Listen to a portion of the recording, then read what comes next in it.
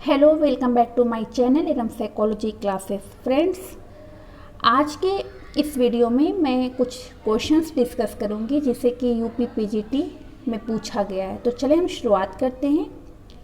तो हमारा जो पहला क्वेश्चन है वो ये है कि प्रत्याशा सिद्धांत का प्रतिपादन किसने किया। ध्यान दीजिएगा, यहाँ पे पूछा जा रहा है प्रत्याशा सिद्धांत का प्रतिपादन किसने किया। Expectancy theory is propounded bye home. First option है हल, William James, Tolman and Skinner. तो ये जो प्रत्याशा सिद्धांत की बात हो रही है, ये इस थ्योरी को हम लर्निंग थ्योरी के अंतर्गत रखते हैं। तो प्रत्याशा सिद्धांत का प्रतिपादन किया टोलमैन ने।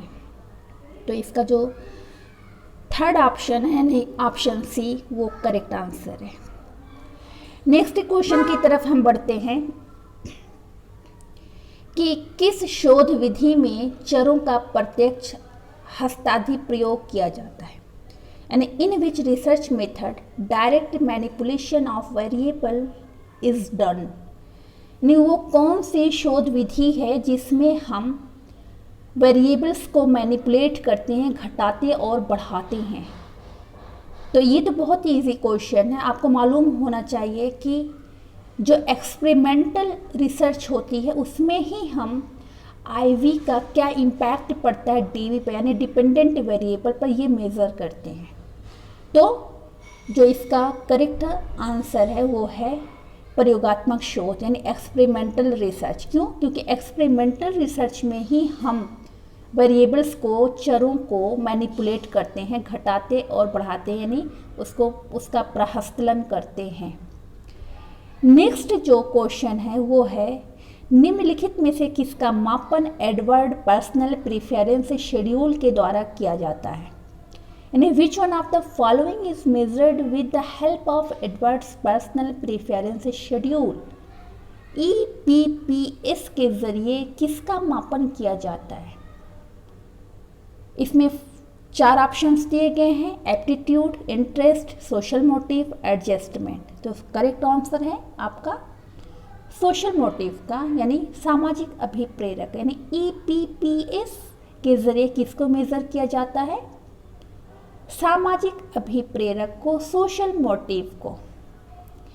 नेक्स्ट क्वेश्चन की तरफ हम आते हैं और बहुत ही अच्छा क्वेश्चन है। ऑडिपस एंड इलेक्ट्रो कॉम्प्लेक्स मनोलैंगिक विकास के किस चरण से संबंधित है। ऑडिपस एंड इलेक्ट्रो कॉम्प्लेक्स की बात किसने की थी, सबसे पहले ये आप जान लीजिए। तो ऑडिपस एंड इलेक्ट्रो कॉम्प्लेक्स का जो कॉन्सेप्ट है वो फ्रायड ने दिया था, और फ्रायड ने ही साइकोसेक्सुअल डेवलपमेंट की बात कही है कि किसी भी बच्चे का डेवलपमेंट कैसे होता है। उन्होंने कुछ स्टेजेस, 5 स्टेजेस बताई हैं। तो उसमें आप देखेंगे फर्स्ट स्टेज जो है ओरल स्टेज है, ओरल स्टेज है, उसके बाद आता है एनल स्टेज आता है, फिर उसके बाद आता है आपका फॉलिक स्टेज आता है, लेटेंसी स्टेज आता है, और लास्ट में आता है आपका जेनाइटल स्टेज। तो ऑडिपस एंड इलेक्ट्रा कॉम्प्लेक्स किसी बच्चे में कब डेवलप होता है, आप फॉलिक स्टेज के दौरान, यानी लैंगिक अवस्था के दौरान डेवलप होता है। नेक्स्ट क्वेश्चन है बर्न्सविक अनुपात के द्वारा निम्न में से किसका मापन उत्तम तरीके से किया जाता है। यानी बर्न्सविक रेशियो के द्वारा किसका मापन उत्तम ढंग से होता है।